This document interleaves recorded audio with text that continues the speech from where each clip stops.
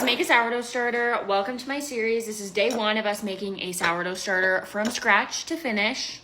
Not sure that makes any sense.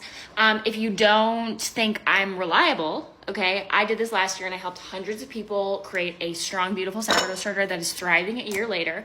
So we're doing it again. In the comments of my videos, we can chat, we can troubleshoot, we can do all of the things because we're all besties here and we're all trying to learn together. So let's start. Okay, so step number 1, I want us all to pick a jar that we want to use for the majority of the time. I'm going to be using my WEC jar. What I want you guys to do is I want you to weigh your jar. This might come in handy later.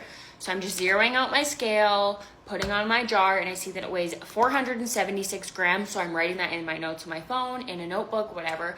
Write it down so that you can do the mental math when you're having to discard and all of that stuff. Now that we have that all started, we have to go in and we have to actually make the sourdough starter. So it's just flour and water. So here I got a little scoop of all-purpose unbleached flour. You can use red flour. I just need it to be unbleached, okay? Okay? 15 grams of this.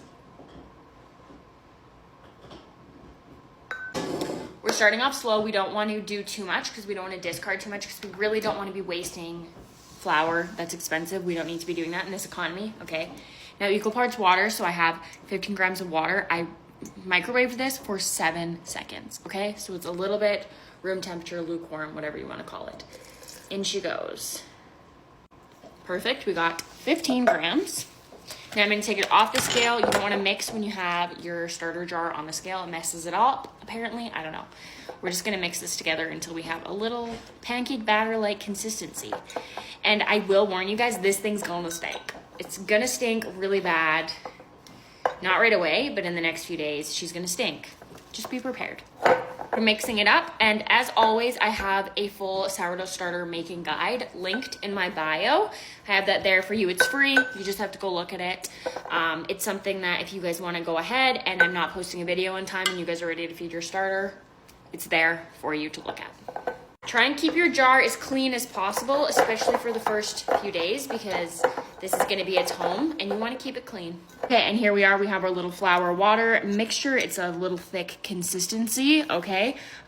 This is not an active, real sourdough starter. It's not established yet, so there's nothing we can do with this yet until it is established.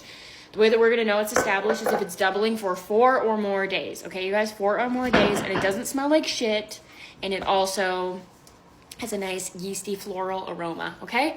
We're not gonna use this quite yet because quite frankly, how the hell am I gonna mark that, okay? That's it, that's all we're gonna do. I'm just putting the lid on, keeping it on my counter, and I'm gonna be feeding it every single day with you guys. So I'll see you tomorrow for day 2.